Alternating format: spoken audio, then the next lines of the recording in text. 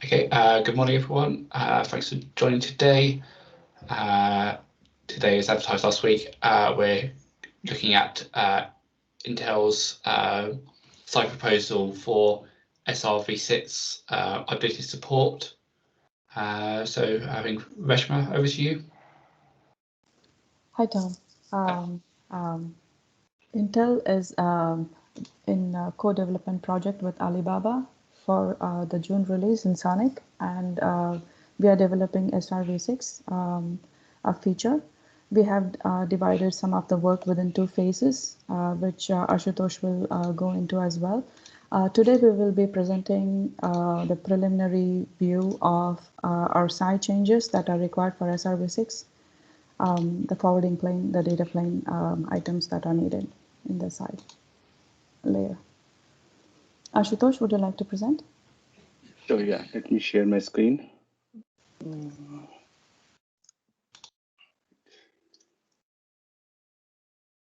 you guys see it now? Yeah, that's good. All right. Okay, good morning, everyone. So I'm going to just talk about some of the changes we have been trying to make to SAI for SRv6. When we started looking at it, we noticed that the initial proposal for SRv6 was submitted about 4 to 5 years ago by Cavium and has not seen any updates since then. So I'm sharing the initial proposal here, and I think it was okay. It's been almost 4 years since it has been updated. It's not clear to us if actually customers or vendors have been using it, given that there's been no updates or comments on it.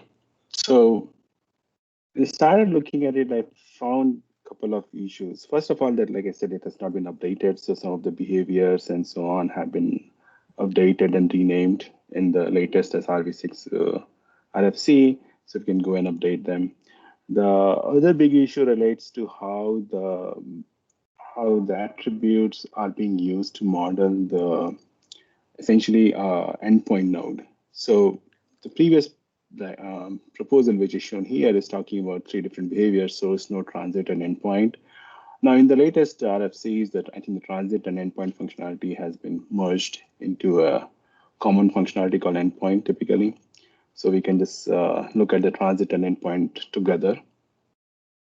And then the next is the source. So if I just go through this diagram, right, for the source behavior and the transit behavior, one thing stands out is for the endpoint behavior, this proposal requires creating a route entry first for the endpoint SID, and the route entry points to a next hop, and that next hop has some attributes which define how the endpoint functionality will be implemented. So essentially, it requires taking an endpoint SID and breaking it apart into 2 separate objects for a route and a next hop, which is something a first operating system or SI adapter or somebody has to do. And then hardware has to actually take the route entry and the next hop entry and put it together back again to create the next hop functionality. So this is kind of unusual, and it goes against how the MPLS tunnel termination is implemented in SI. In both cases, for just to give you some background, right? If I try to compare SRv6 with, let's say, VXLAN or IP and IP tunnel termination, then the source behavior can be thought of as encapsulation, and the transit or the endpoint behavior can be thought of as a encapsulation, or can be thought of as a decapsulation functionality. So in case of tunnel termination, instead of going through a route and next hop path, there is a separate object defined inside called tunnel termination. And the tunnel termination objects will take, the key, which could be the source IP, destination IP tuple, and point to the action, which will, say to terminate the tunnel, and what are the properties of the tunnel and so on. And the same thing is done for MPLS also. There's an object defined called in segment, and in segment will point to either a tunnel termination, which is basically a LER functionality, or it will point to a LSR functionality with swap. So in both cases, separate objects are defined to actually for the tunnel termination functionality, whether it's in segment in case of MPLS or tunnel termination in case of VXLAN or IP and IP. So SRv6 doesn't really, and at least the old proposal did not follow this, and maybe because it came before the current MPLS and VXLAN proposals were adopted in SAI.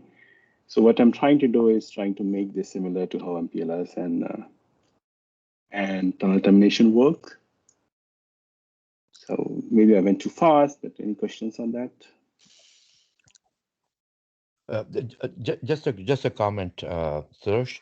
As mentioned, this is like old proposal that you're trying to resurrect and align with the latest. I think it was just as a comment, probably as a goal, it will be actually better to align this with SR MPLS than anything else. I know that we are talking IP tunnel, we are talking VXLAN tunnel, so and I know in the hardware it could be called tunnel termination.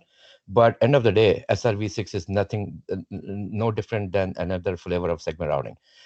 Segment routing MPLS, we already have that kind of model with MPLS. So if we could use similar terminology and kind of map this to, or can have like a common generic stuff as much as we can, I think that will be I think the good in terms of the technology bundling, because it falls into segment routing. So we can use the same terminology. Like in segment is really tunnel termination as well in SRv6. Yeah. So this Kamran, right? Yes, Kamran here. Okay. Yes. Hi, Kamran. Ashutosh, we worked together briefly in Cisco, met a couple of times, long time ago. So I agree with you. So that's what actually the proposal is trying to do. Is even though I mentioned VXLAN here, if you go through most of the API changes, they really follow the way SRMPLS is implemented. Okay. So we are trying to basically make it very SRv6 from a configuration and point of view look very similar to how MPLS is done or SRMPLS is done. Thank you. Right. So any other comments or questions? Okay, so I can go through the list of changes.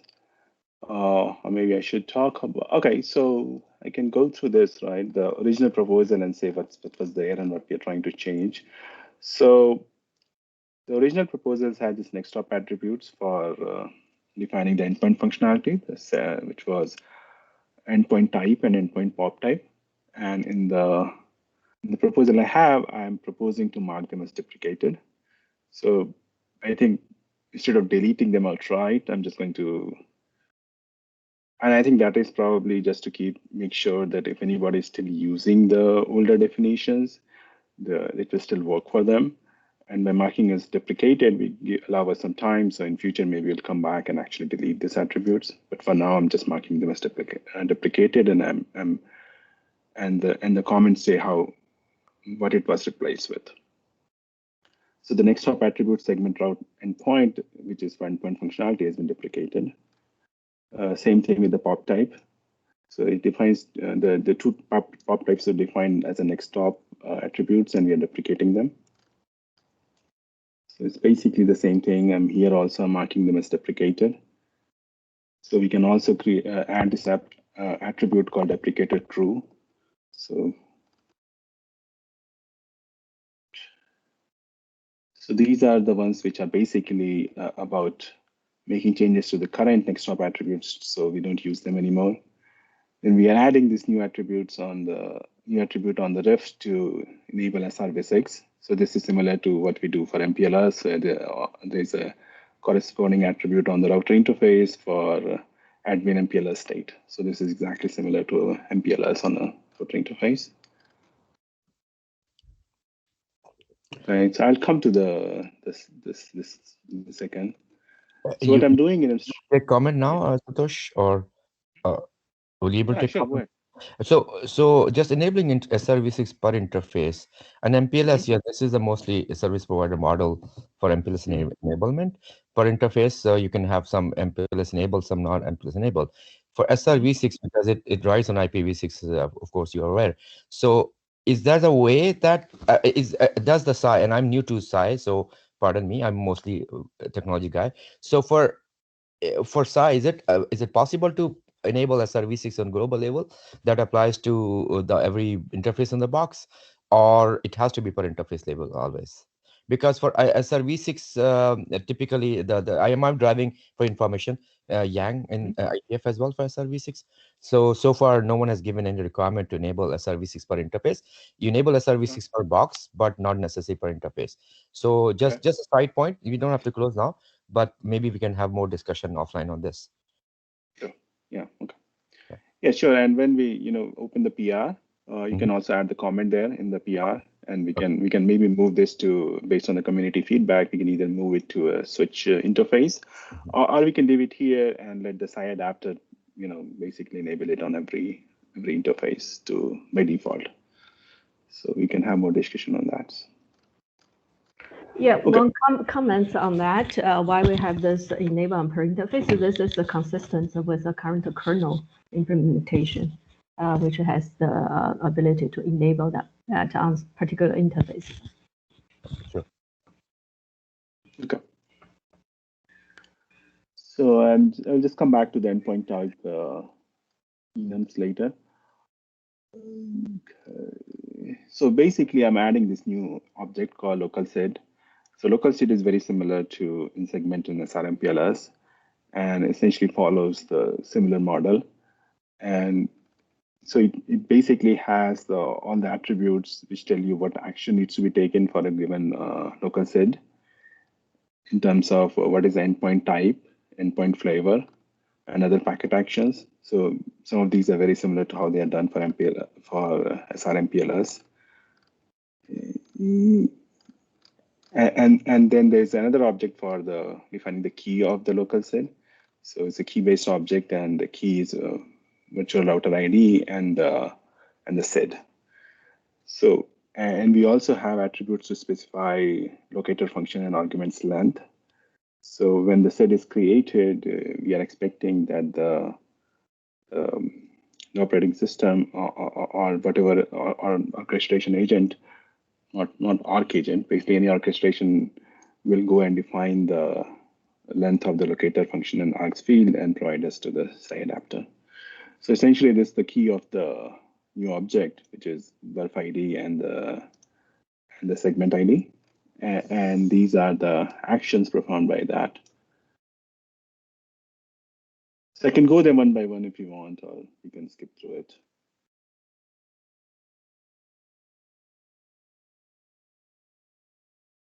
And in terms of the actions, I basically try to define the actions which are in the main RFC network programming model. Because there's quite a few RFCs out there, and the list of SRv6 functions is quite huge. And we are trying not to include each and everything out there, just start with the most common ones, which are in the approved RFC. And then we can go ahead in phase 2 or phase 3 or other vendors or customers can come along and add new endpoint types and functions in future. So right now we're starting with the basic functions end, NX, NT, DT2s and DX2s for L3 and L2 VPN. And we also have endpoint functions for the B6 in caps and B6 in caps red. Now the insertion is kind of interesting, is that it used to be in the older RFC drafts. And now it seems to have been moved to a supplemental draft or something for some reason. Maybe Kamran has more background on this. I'm still keeping it here because it was there in the original proposal, but if the community agrees, we can actually delete it, and we can add these functions in future based on the customer and operator needs. Yeah. So if your scope is RFC or a working group document, yeah, then this is not there. You're right. And it was moved based on ITF progression reason for the main RFC. But that is definitely this is one of the most common implementation that most of the vendors have. So one thing is the standardization, and other thing is that the practicality.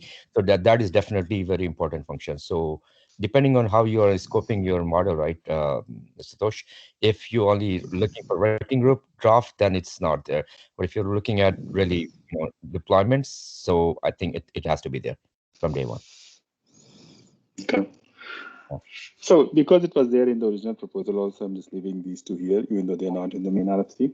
Yeah. And the other ones are from the main RFC. So it kind of tried to find a balance between, like you said, the approved RFC versus the practical aspects of what is being used currently.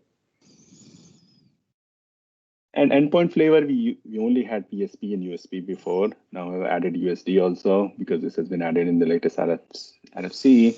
And also the latest RFC defines code points for a combination behaviors, which is, a combination of these two together. So I'm defining this endpoint flavors, basically all possible combinations of it.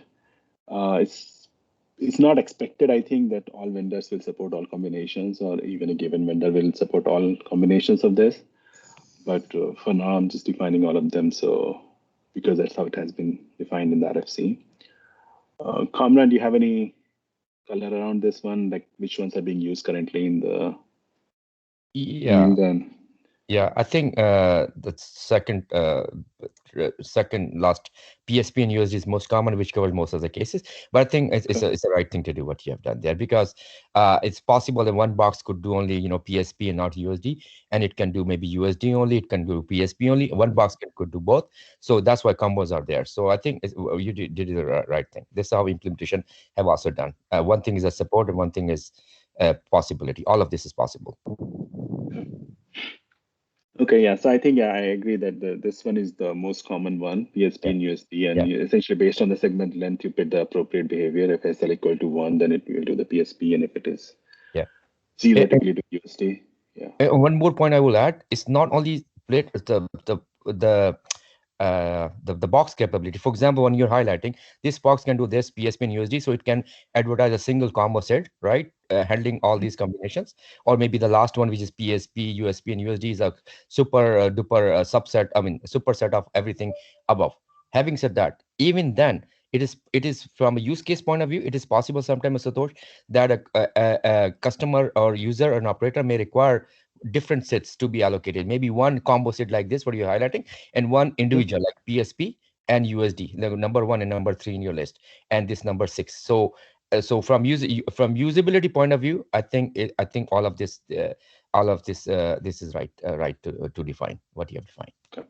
Yeah. Okay, got it. Yeah, so they will basically define 3 sets: one for PSP, one for USD, and another one which can do PSP and USD. And so that in a controller, whatever, they can pick the right, because there are use cases where someone does not want it USD to happen. That using the USD set will be wrong. So they must use PSP set, things like that, right? So as I said, one thing is a platform capability, another thing is the use case.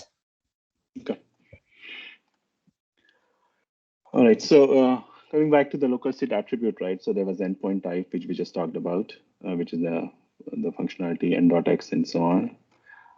Then endpoint flavor is essentially the USP, USD, or PSP function flavors.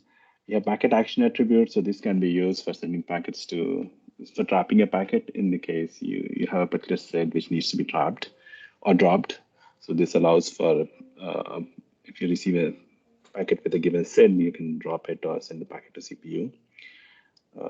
The trap priority is again for specifying the priority of the trap in the case the packet action was trap.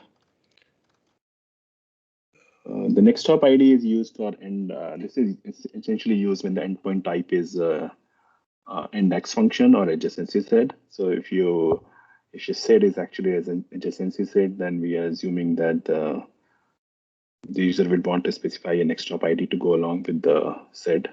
So this is specifically for index function. VRF and not for NDX as well, Satosh? Oh yeah, okay. For both X and DX. You're right. Let me just. Oh yeah, because I have one is a recursive desktop, other is a non-recursive desktop. That's the only difference.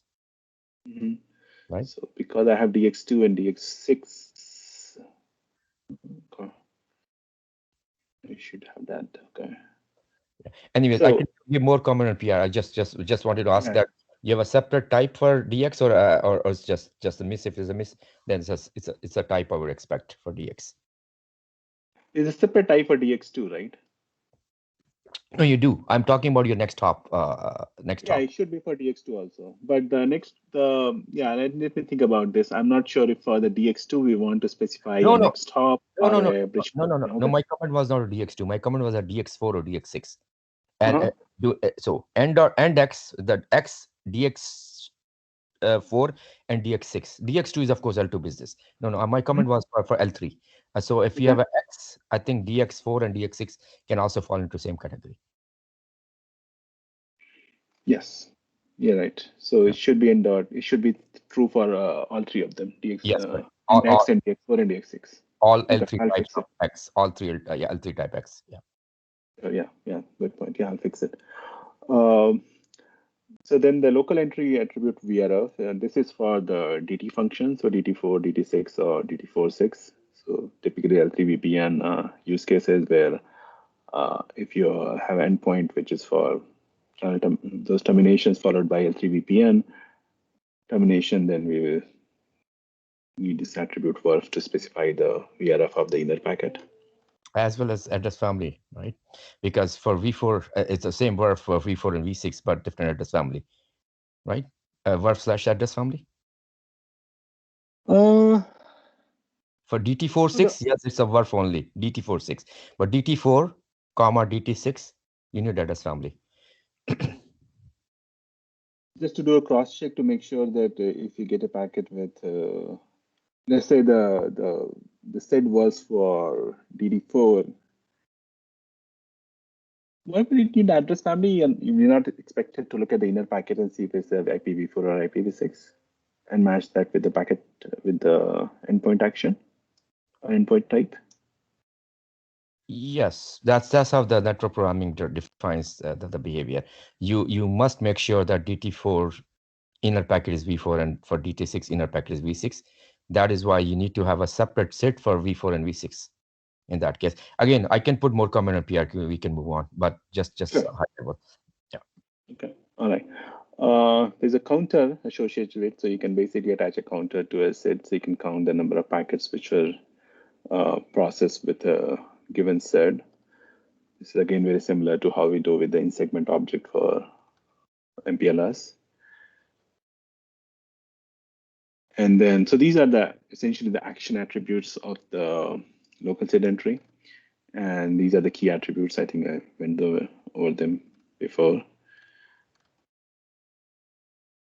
So for now, I'm assuming that even though it's possible that a given vendor implementation does not need, or a given set does not need the exact length of locator and function and args to be specified, we're still expecting the operating system or application to provide this.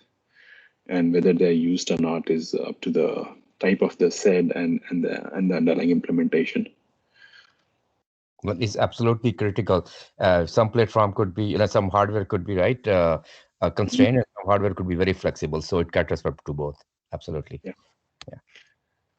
And then I added these APIs to essentially create and update local sets. So there are APIs for creating local set entry, removing, changing attributes. And then there are also bulk APIs for if you want to create these entries, in a batch mode. So those are pretty much that's the document. If I go through the actual changes, I can go through the actual changes now. Yeah, before you go there, one high level comment, and I think you have a sub comment there, reading it. So this was mostly endpoint. So that what we call head end, what you're calling source node, in right? There's many terminology for the same thing. So head end. Let's call it end. Yeah. I call it because H dot star, right? So you have you said that it uses no change. I haven't seen the whole other models, so I cannot comment. But I think I still expect some change, and I will also like to, if you are covering some of the structure in this model that also shared by the head end. Keep in mind there an endpoint can also be head end, meaning it can also terminate a SID as well as push a SID list. Example is a B6, right? Or example is a protected adjacent SID. So I'm not sure if you're going to cover that later or that we should take as a phase 2, but that's something is very important too. Yeah, you're right. So okay, yeah, that's right. So the way it's defined currently and what we are going to keep it is that even though endpoint and head end functionality is defined separately, they can actually happen together, like you said. And we are not explicitly, even though I explicitly did not say that it can happen together, I mean, there's nothing there to prevent it. So essentially, there are two separate features you perform the endpoint function first, and then after that you do anything which you have done regularly, which is to route or bridge the packet, and then the action of routing or bridging the packet may give you another behavior which is hidden. So those two can be merged together, and so there's nothing here which prevents that from happening.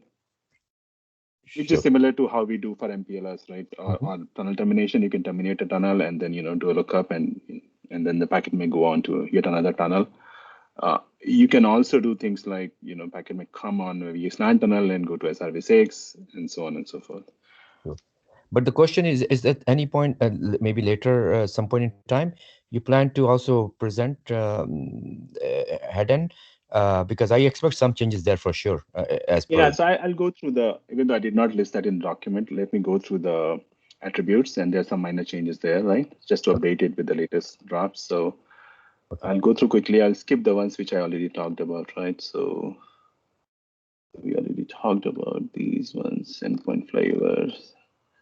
So I added this new object, local seed entry, routing interface we talked about.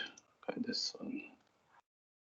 Okay, yeah. So this is the changes to the head-end behavior, or the what used to be called transit or the source type. I just renamed it to head-end behavior because that seems to be the latest terminology in the RFC.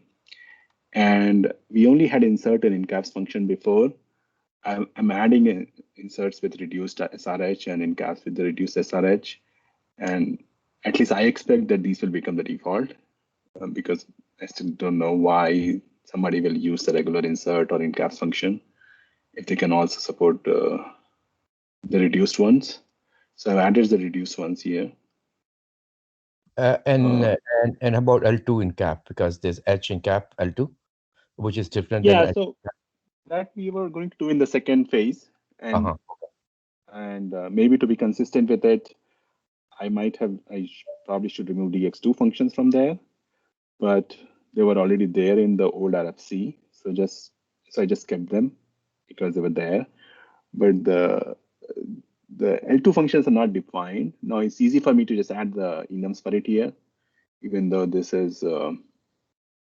My point is that if you have a DX2, I think you should have a H in cap L2, or you remove L2 altogether from even your endpoint for next phase.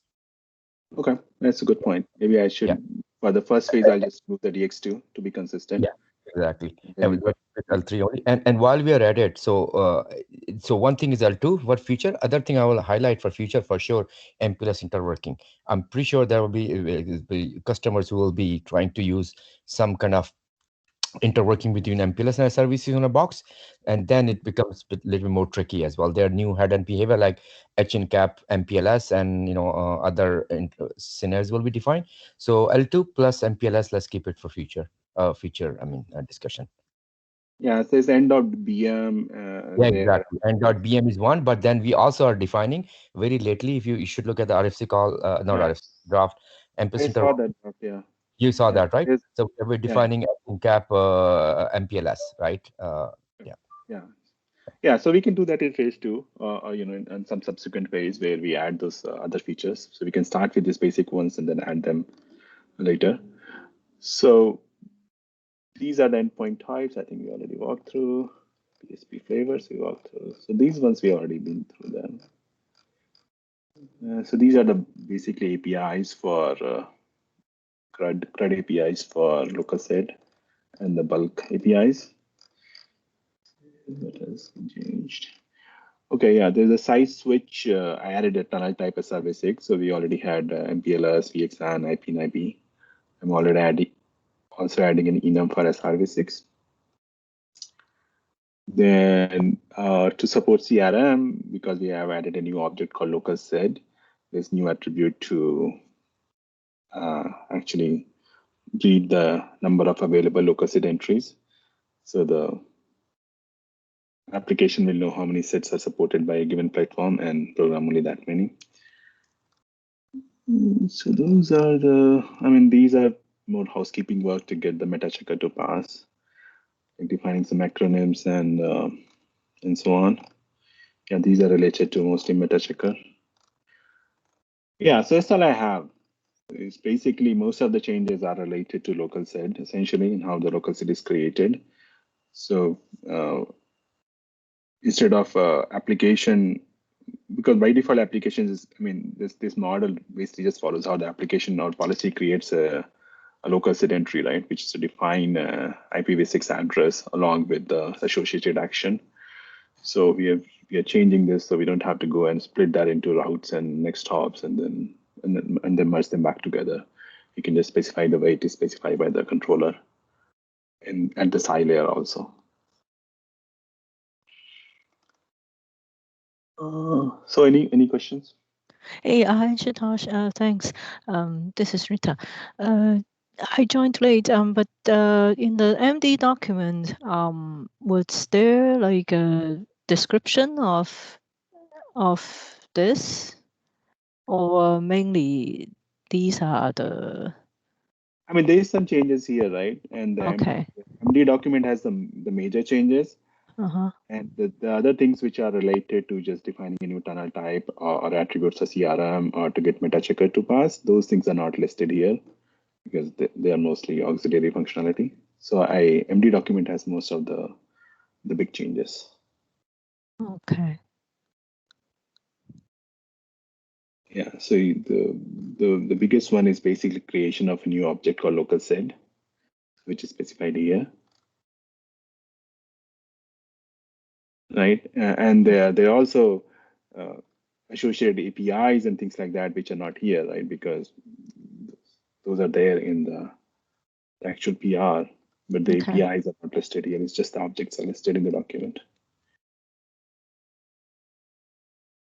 I can copy them here, but it just, I think, keeps the document cleaner if you don't have most of the housekeeping stuff in here. Mm-hmm. Mm-hmm.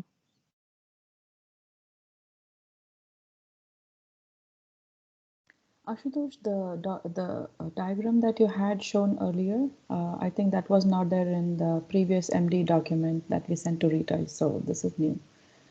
So this one is actually the previous proposal. So this diagram I was showing was actually the previous proposal from 4 years ago, right? This is the original proposal from April 2017. And so this document is there already in the SI document directory, SI proposal, the original proposal. So we are proposing to amend this original idea essentially. Oh, okay. Okay. So then, should this same document be updated? Or usually there is, I mean, we can change the version number or something to say to keep the history, for example. Yeah. Maybe right, we can you can take some of those diagrams and have a link to that document because this is a new feature. There are quite a bit of changes.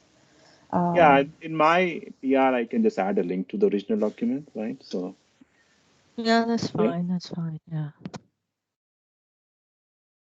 There are links to some RFCs and so on if people want to. I mean, this one actually is old now because this has become RFC now. It's not a draft anymore. After 28 versions, it's finally RFC. Kamran, how many years it took? Like 5 years or something before it became RFC? Yeah, actually, I was looking at the April 2017. I presented network programming in Chicago ITF in March 2017. That was the first ever presentation on network programming, and it became RFC just a few, last month or so. So 4 years. 4 years. Yeah. From first time presentation to the RFC, maybe the draft was there a year ago. Yeah. So total time, yes, 5 years. Mm-hmm. And mainly because it was torn between two working groups, one segment routing, a Spring working group, and other IPv6 working group because of extension headers and all that stuff. So it's always difficult when you have to progress document and you have to fight with two different crowd with two different mindset. Yeah. Mm-hmm. Yeah. So anything else you see, Kamran, in terms of the behavior, right? Do you see any major issues? So I think I don't know where I saw it, but maybe in your wiki somewhere, compression, right? A services compression is a hot topic. right? So again, of course, we are starting with the base SRv6 with all these flavors. So in future, there'll be compression solutions that that we have to also adapt to. So only comment I will say is that if you can make some of these is generic, so that whether they are, I know we are trying to align with ITF exactly, but internally we can still make it generic. So whether compressed or non-compressed, we can still leverage most of it. But that's what only my main comment will be. Otherwise, I think it has most of the building blocks already in place. Yeah. Okay. Yeah. We are thinking of attacking that problem in the phase 2, and look at the GSID and microSID and the other solutions and see how do we actually implement them. So. Sure. Well, my point was, but because to defining interface upfront, I mean, for the vendors, I'll be very honest. For the vendors, this is when we started in 2016, 2017, CSID was around. Now trying to fit CSID into, let's call it non-compressed, it's challenge, but it's still doable. But if you're starting in 2021 with the SI for this, we know what is there and what is coming. So if we can make it generic upfront, so we are ready for to support either. I think that will be our goal without complicating too much our model. So it's just a general comment. We can talk more offline, Asatosh, that things that we make it generic and things we may not be able to make generic. Okay. Yeah. All right.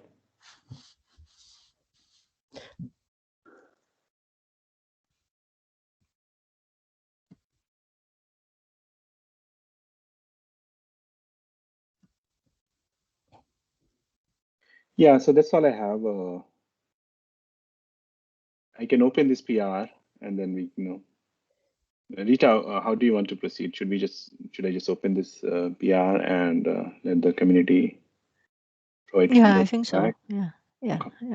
Okay. And this is just one general comment. Maybe it's not for this team, but this is SI, right? But about other protocol things under SONiC, is it different groups? Sorry, my first meeting I'm attending ever on this, so pardon me. So is also being worked on in parallel? Yes, a SONiC HLD review will also be done possibly within the same subgroup meeting, MPLS subgroup meeting, as a small group meeting before the community meeting, the final community meeting. So Tom, based on the availability, we can do that, and hopefully everybody participate in that as well.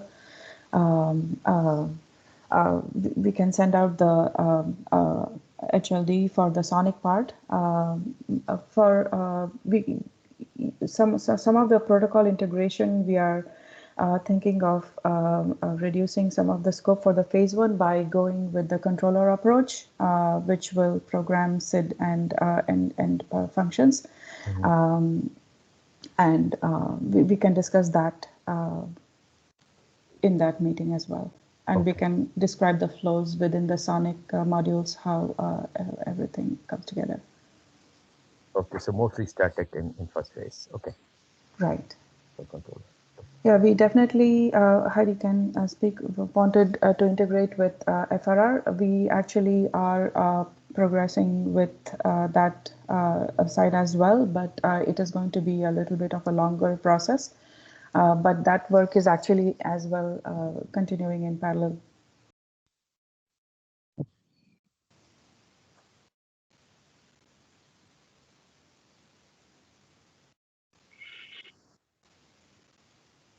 So more on the programming part, the current model is just using config.db to program it?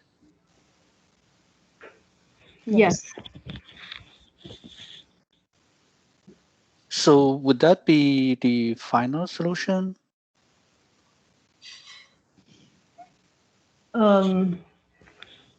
This could be like, like in a deployment case, it could actually, we prefer to go to everything goes through a controller. Okay, so the config.db is similar to static route part, and then the controller would be dynamic. Is that true? Yeah, all the seat will come from the controller. And however, there's some routing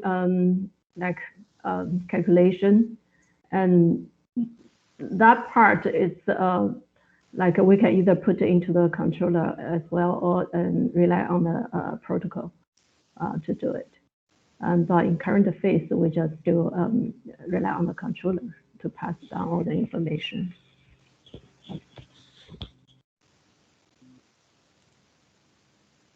So the controller would be programming appdb only, or programming configdb all the way? Only the configdb.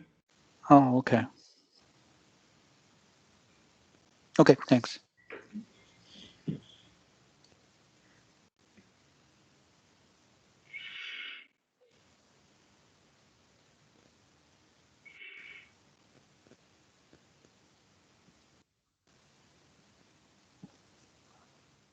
And Stosh, coming back to my point, sorry, I could not get proper clarification about the head end or the source.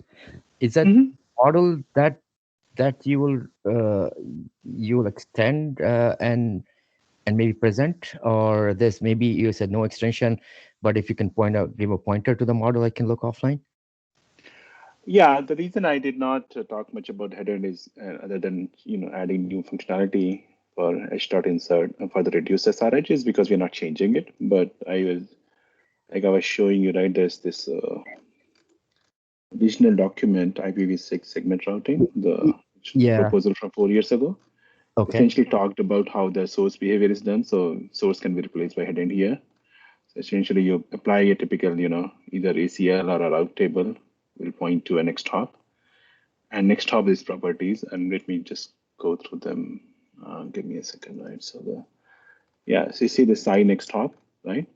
So the next hop has these attributes to specify the head end behavior. And so you essentially start with SID list. So next hop has this list of SIDs you can attach to. So once you change the next hop type, and there's a next hop type. So once we set the next hop type to SRv6 SID list, there's a type. Yeah, type can be set to SRv6 SID list, and then you can specify the list of SIDs in the next hop itself. But the same next hop type is also used for endpoint, right? Like, correct? That's what we are trying to change. So that's what we're trying to change. Then so that's my point exactly. There has to be orthogonal. It's the same endpoint. How you specify, next hop type for the endpoint as well as next hop type for the SID list. Yeah, and that's what we are going away from this model where the next hop is used to specify both endpoint function as well as the head end function. So going forward, next hop will be used just for the head end, and the local SID entry will be used to specify the end. Exactly, because your local entry behavior tells you what pseudocode to run. Yeah. Yes, exactly. And so this is kind of, yeah. I'm not sure it was done maybe many years ago, right? Yeah. Like I said, 4 years ago. So I think probably the programming model was not very clear back then. And then you can specify also the SID list. And also there is a attribute to specify. Yeah, because in that case, you don't specify. The only option here is the. And how do you specify in the SID list when you have this type? Then you specify the SID list structure, right? And that SID structure keeps out what we have a local SID versus remote SID. So you specify a bunch of remote SID in your SID list, right? In that structure, I don't know if it is in the same model somewhere else. If you can point out. It's in site types, I think. No, my segment route. Okay. Or if you can find later off, I will give the comment anyways that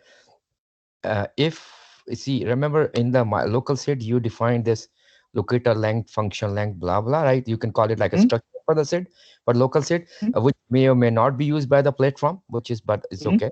Similarly, for pushing the SID, similar requirement may also apply. So if when programming a SID list, if per remote SID, similar structure could be passed in our API, that could be useful for platforms as well. That is the only comment I will make. That's why I keep asking for the head end. Head end also, is platform dependent and capability dependent function. Yeah. So we have the okay. So this is the attribute for specifying the SID list, right? So you have a type here, and the type can be h in caps, reduced, insert, reduced, and so on, right? So that's the type. And there's a TLV list. Now, this was there in the original proposal. Most hardwares do not, at least hardware platforms will not support TLV, most of them, but it's still there. Yeah. And then there's a list of segments. So this is essentially a list type, and each list will include essentially IPv6 address. So that's what we have right now. Sure. Which is my the point type is that of operation. address, if we can add a SID structure, that will be easier. And you can even have a common SID structure that you can use in local SID. Remember, like locator length, function length, argument length, all that stuff. That could be a common structure that you can put in a my SID, a local SID, as well as a remote SID. Just an offline comment, but it's important for encapsulation as well. Yeah. So right now, this is the structure for the segment list essentially. So there's a count, which is the number of segments, and there's a the list of IPv6 addresses. And your comment is essentially to along with the list of IPv6. The problem here is that the structure between or the boundary between locator, argument, and length will be different for each SID. So because the SID may not all be it's a per SID. That's what I'm saying, per SID structure, not the per list structure. Yeah. So you'll have to specify essentially a list of locator lengths, list of arg length, a list of function lengths here. And then the platform can take advantage of it. It depends, because you have a type of IPv6 type. You can have an SI of a SID, a SID type, and that SID can have an IPv6 address as well as a SID structure. So it all depends how we organize the code. You don't have to have an array of those. You know what I'm saying? Yeah. I was just thinking more of backward compatibility. Yeah, but you're right. We can just change this to be a segment. But the question is, I think, is an important question to answer as well in this forum, Satosh, that is anyone using this model at all?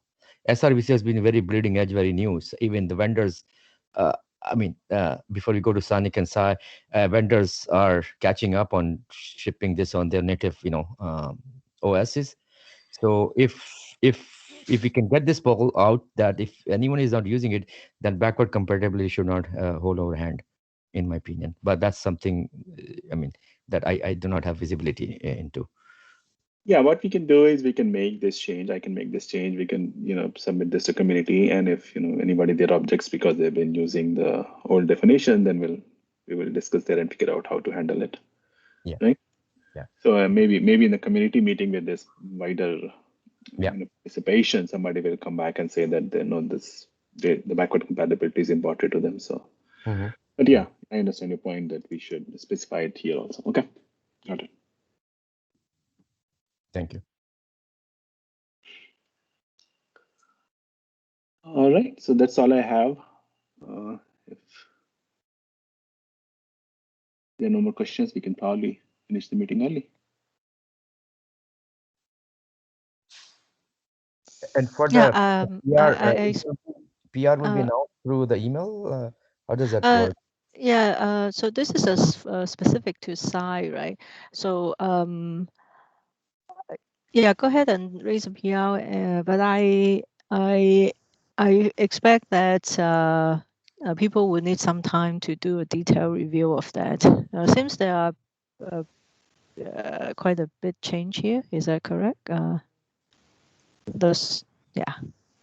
Yeah, in terms of the number of attributes and so on is quite a bit, but most of them are centered around fixing the how endpoint functionality is defined.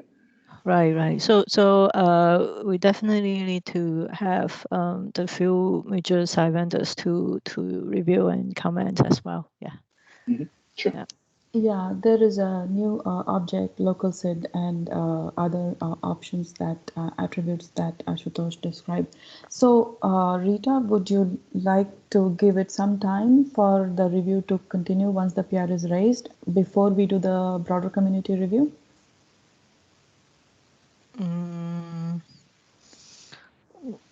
I think you could raise it first, and then we could perhaps have at least one review in the SI community meeting, and then we could break out for subgroups if needed. Yeah.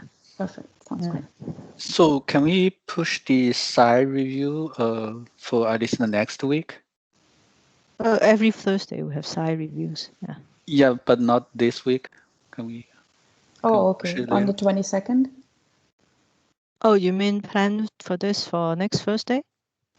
No, I mean, we probably need some time for our internal review for this site definition in Juniper. And I don't know if we can review it completely before this Thursday. I'm just saying that maybe if we are going to review this site definition, maybe from next week, maybe better for us. No. I think the two can go in parallel, right? Why do they need to be dependent on each other? No, I mean just for the site definition review. I don't know what the plan is. We could do it this Thursday or next Thursday to give the first talk to the site community, right? But then you can still have your internal reviews and put the comments in and so forth this week and next week. Okay. I mean, yeah, okay. and yeah. So you're saying this week, just a heads up to site community. This is still under review, and some few things may change, right? And while we still take our time to review, is that Rita what you say? Oh, I mean, if you asked, I mean, I think to the author, right? If this is not ready for review, then we could wait. But to the reviewers, I mean, everything can be in parallel, right? I mean, unless this package is finally approved and merged, then people can feel free to put in comments, right? Yeah. So one last question. Are we planning to have Linux kernel programming? I guess not, right? Kernel programming. For the SONiC part? Right. Kumresh, do you want to add anything here?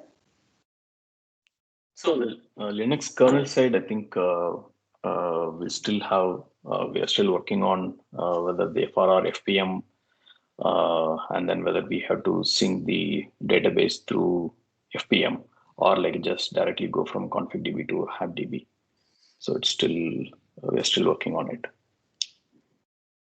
So I don't know if the current Linux kernel that we have in Buster does support all the functionalities of SRv6. It doesn't. It does not. It doesn't. There is a PR rating as well. Separately. DT46 especially is not there, and some of the BFD aspects that we were looking at is not there. So in the future, in SONiC, the seed table on the Linux kernel side would be missing, basically, right? Yeah. So mostly like we will not go through kernel just for the phase one. Yeah. Okay, got it. Thanks. Hey, so I want to coming back to the review question. So are we saying that for this group, you think there would be still some more discussions and reviews, and so changes to this document or side APIs? So Kamran had some enhancements, right? So from my side probably, for sure. Yeah. From my side Okay. for sure. I mean, I think we had agreed that we'll do a little bit more detail in the PR review. We did not wanted to hijack this meeting, so there will be definitely some more review. I mean, yeah, but I think this week is too short. I agree. But I mean, next week we can try to shoot to complete that review. So maybe we could have a just for side subgroup for this one for some time until you guys are thinking that it's mature for side community review. That's fine too. Yeah, it's pretty flexible. Yeah. Quick question, Kamran, is it possible to complete most of it in 1 week so we can plan for 22nd? If we want to do it for later, that's fine too. But I'm sure it looks like we don't want to do it on the 15th this week for sure. Yeah, 15 is very short. Yeah, but definitely by early next week, so that Satoshi has time to also go back and change if agreed. Yeah, I definitely week maybe 7-8 days. We can shoot it, and by next Thursday, April 22nd, yes, then you can schedule. So Kamran, but we can open the PR, right? I mean, I know the review will not be finished and you need time to finish the review, but we can open the PR so the rest of the community can see it and also start to, look at it and offer comments, right? Sure, you can do that, but I mean, it's sure you might get a duplicate comments. I mean, it might be more for you. Would it not be better that you get the one review or comment address hierarchy wise? Of course, there will be always nitty gritty, personal, preferences for some folks that you can handle. But in general, the layout, if you can have one shot together, some of us, and then you put outside, in my opinion, that will be more productive and less repetitive, and because you might get the same comment from 5 reviewers, in my opinion. But it's your call. I'm either way fine, Satosh. I'll continue in parallel anyways. Okay, all right. Is there any rush to? Okay, this is second question. Is this really rush to get the PR out versus wait just 1 week and then get the PR out? No, I think we can wait. From my point of view, yeah. Let's wait to get the comments from both you and Juniper. Yeah. 1 more week, and then we can go through the first round here, and then before we submit this to community. Okay. And my side, I prioritize this for, as I said, over the course of next 5-6 days. So by next Monday or latest Tuesday, I'll get most of my comments in, and so to give you some time, and then then you can generate PR, a wider PR or review as as per plan. Thank you for. Okay. Hi, Rita. I do have a question about the release. Mm-hmm. And the original plan was to have this feature in the SONiC June release, but given the amount of changes in the sign, how realistic is that? Or do we have to wait until December?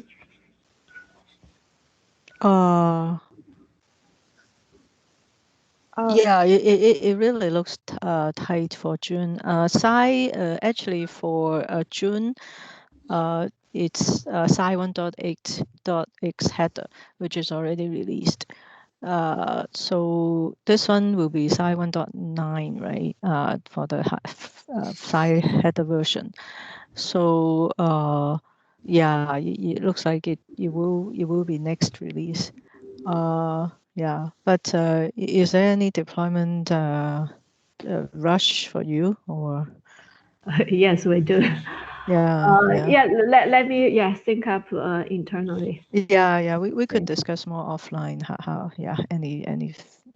any solution as well. Yeah. Okay, thank you. That sounds great. Thanks for that. And if we can continue the SONiC review also, suppose like next Monday for a small subgroup before we go to the wider SONiC review from the SONiC side, it will help. And in parallel, we get comments for the Sci part. So yeah, we can do as many reviews as possible within April. Okay, so your SONiC PR, you're in position to for us to discuss that in next week's meeting? Yeah, next week's subgroup meeting, we can discuss the SONiC part. Yeah. Okay, that sounds good then. Heidi and Kumresh, you're okay with that? Yeah. Okay. So is the HLD for SONiC side complete? Because the one that we sent out is missing the switch change part. We have some more updates. Yeah. Oh, okay. The SONiC HLD, yeah, we will send it soon. Okay, thanks. Okay, so I think we're done today. So, so the site review will continue offline, and we'll discuss the SONiC changes next week. So, hope to see most of you then. Thanks all.